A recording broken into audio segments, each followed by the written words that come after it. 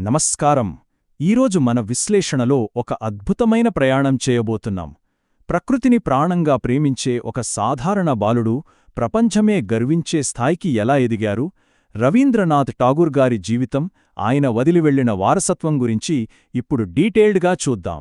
ఇక ఆలస్యమెందుకు, నేరుగా టాపిక్లోకి వెళ్ళిపోదాం. మొదటి భాగం: బాల్యం, ప్రకృతిపై ప్రేమ. ఒక్కసారి మనం 1900ల కాలం నాటి పాత కోల్కతా నగరానికి వెళ్దాం. ఆ రోజుల్లో అద్భుతమైన తెలివితేటలతో ఎప్పుడూ పుస్తకాలు, సంగీతం, ప్రకృతి చుట్టూ తిరిగే ఆ కుర్రాడు ఎవరయ్యుంటారు? మరెవరో కాదు, మన రవీంద్రనాథ్ ఠాగూర్ గారే. చిన్నప్పట్నుంచే ఆయన ఆలోచనలు చాలా యునీక్గా ఉండేవి.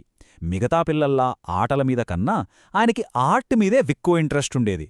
సాధారణంగా 4 గోడల మధ్య కూర్చుని చదివే బట్టీ చదువులు చాలా బోర్ కొడతాయి గదా. ఠాగూర్ గారికి కూడా అంతే. సాంప్రదాయ పాఠశాల విద్యంటే ఆయనకు అస్సలు పడేది కాదు.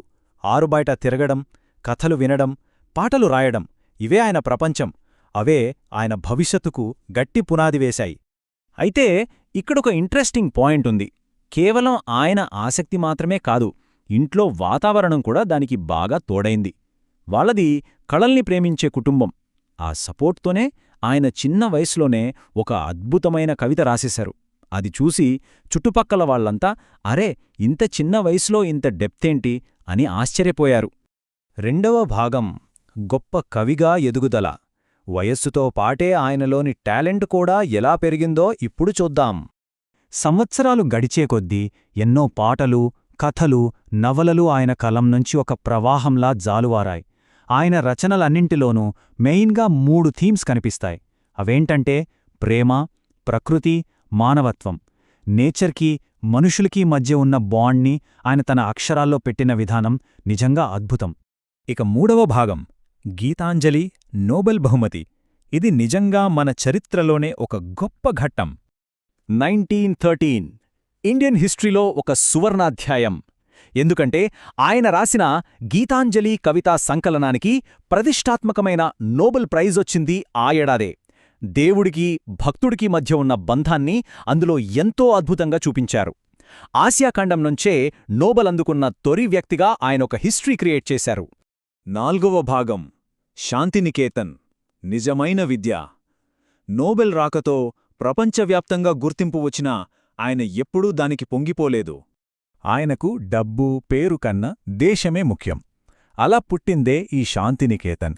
పిల్లలు నేచర్కి దగ్గరగా ఎంతో ఆనందంగా చదువుకోవాలనే ఉద్దేశంతో ఈ స్కూల్ని స్టార్ట్ చేశారు. చదువు అంటే భారం కాదు, ఒక సెలబ్రేషన్లా ఉండాలని ఆయన నమ్మారు.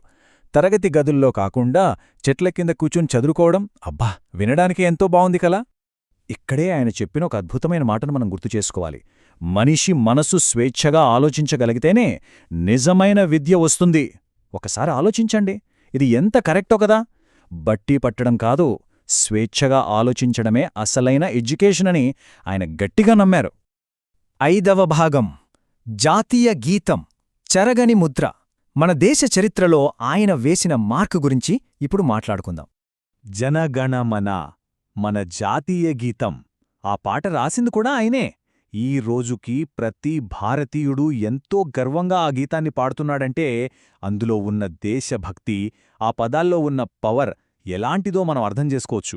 మన ఐకమత్యానికి అదొక గొప్ప సింబల్. సో, ఈ మొత్తం విశ్లేషణ నుంచి మనం ఏం నేర్చుకోవచ్చు? కళ, జ్ఞానం, ప్రేమ, ఈ 3 ఉంటే ప్రపంచాన్ని ఖచ్చితంగా మార్చేయొచ్చు. మన టాలెంట్ని మనం బలంగా నమ్మితే హిస్టరీ క్రియేట్ చేయొచ్చని రవీంద్రనాథ్ ఠాగూర్ గారి జీవితం మనకు స్పష్టంగా చెబుతోంది.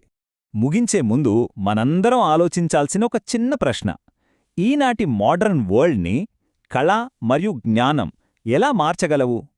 ఆయన ఆలోచనల నుంచి స్ఫూర్తి పొంది మన చుట్టూ ఉన్న సమాజంలో మనం ఎలాంటి పాజిటివ్ చేంజెస్ తీసుకురావచ్చో కాసేపు ఆలోచించండి. మళ్ళీ మరో ఆసక్తికరమైన విశ్లేషణతో కలుద్దాం.